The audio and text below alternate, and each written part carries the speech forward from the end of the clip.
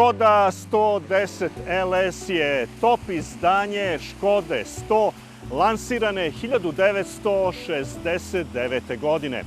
Pred nama je jedna fantastična restauracija, primerka iz 1975.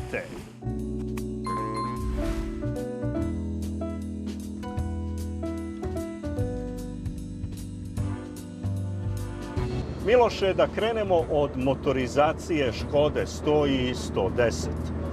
U Škodu 100 ugrađivao se motor od 988 kubika koji je imao oko 48 konjskih snaga. Sledeći model je bio model 110 od 1107 kubika i 52 konjske snage. Mi se trenutno vozimo u Škodi 110 LS koja je imala 1107 kubika i 62 konjske snage. To je identičan motor kao što je se nalazio u modelu kupe verzije 110R. Kaži mi, koje su specifičnosti ovog motora u odnosu na onaj slabiji? Specifični su po tome što je ovo imao dodatni hladnjak za ulje koji je bio predviđen da se dodatno hladi motor na otvorenom putu, dvogli karburator, posebnu sportsku, da kažem, izduvnu granu, tako i usisnu granu.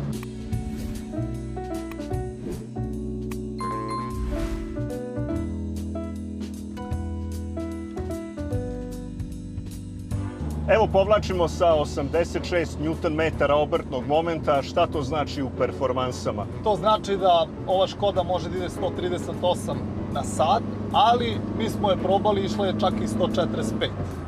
I još da napomenemo, od 0 do 100 17,9 sekundi.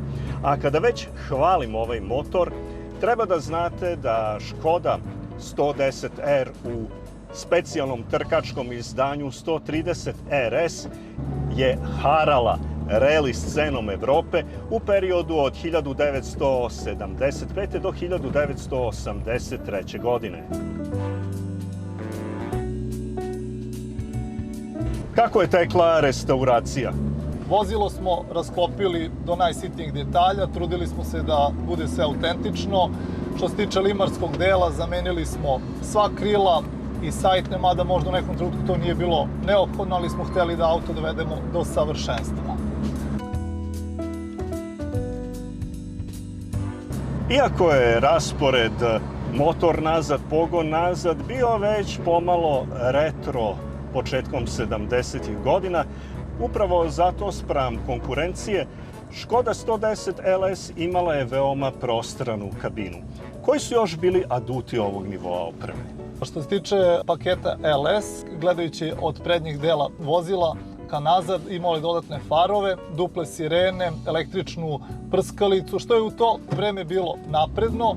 Imala je ovaj drveni ukrasni panel instrument tabli, specifična sedišta po tome što su mogle da se obaraju, jer svojevremeno na tim dugim putovanjima ljudi su stali pored puta i odmarali na tako rasklopljenim sedištima. To je pružala, da kažemo, Škoda. Drugim rečima, ono što Škoda danas zove simply clever ili jako pametno, bilo je prisutno i pre više od 50 godina.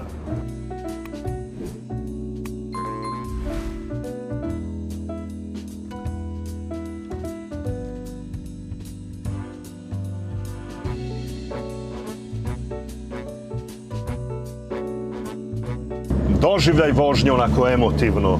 Što se tiče doživljaja vožnje, fantastičan, jer nekako se vraćamo u te daleke 1975. godinu, kad je ovo bio, da kažem, vrlo čest model u kome su uživali i naše bake i deke i roditelji. S ovim se išlo na more, čak i na dalje destinacije, recimo od našeg Beograda, Novog Sada, nebitno išlo se do Splita.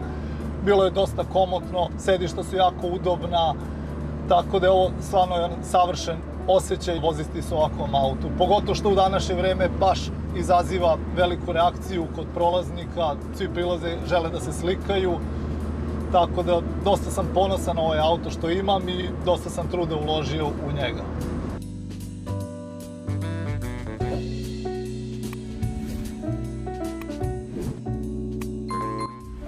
Škoda 100-110 je prvi automobil iz Mlade Boleslave koji je proizveden u preko 1.000.000 primeraka. Ali ne i Škode 110 LS koja se proizvela samo u 40.000 primeraka.